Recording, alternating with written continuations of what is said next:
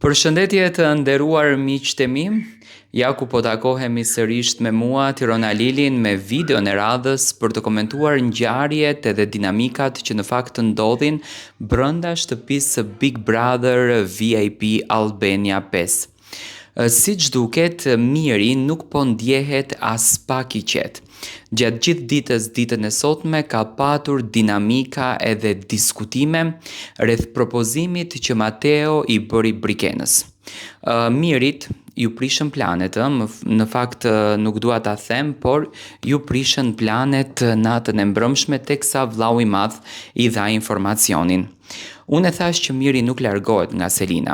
Për të larguar Miri nga Selina duhet një luftë e madhe të bëhet brenda në shtëpi që Miri të lëndohet aq shumë dhe të largohet.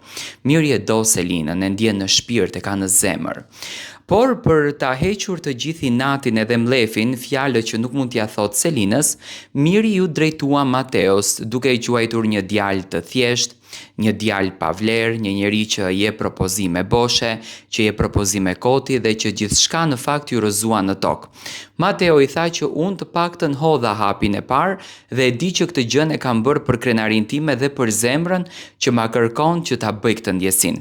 Ndërsa Miri, duke ofenduar gjatë gjithë ditës, ofendonte në verandë, ofendonte në pjesën brenda shtëpisë, domethënë fjalë nga më të ndryshme për Mateon. Nuk e di në fakt se si do të mbahet Miri tani. Mateo I tha që vajza jote dhe ti ishit shumë të ftohur, vajza ishte tepër e thyer nga çdo lëvizje që ti ke bërë, ajo kishte parë gjithçka dhe do të thënë kanë patur një luftë të dy mes njëri tjetrit. Tani këtu ka dy pika. Ose Miri është shumë I mërzitur dhe të gjithë këtë mlefin e tij, këtë inatin e tij e nxjerr tani tek Mateo dhe I duket një djalë kot, ose e shikon Mateon si një protagonist brenda në Big Brother, sepse për banorët brenda të ndërtosh një lidhje dashurie është sikur të kesh kapur një yll në qiell. Do të thënë aq shumë sa ka vlerë lidhja e dashurisë. Mirit po I dështojnë gjërat, do të thënë po I dështon strategjia, po I dështon loja, edhe pse loj në fakt nuk ka bërë deri më tani, nuk ka treguar loj deri më tani, por domethënë po I dështojnë gjërat dhe kjo gjëja po e penalizon nga realiteti dhe nga loja.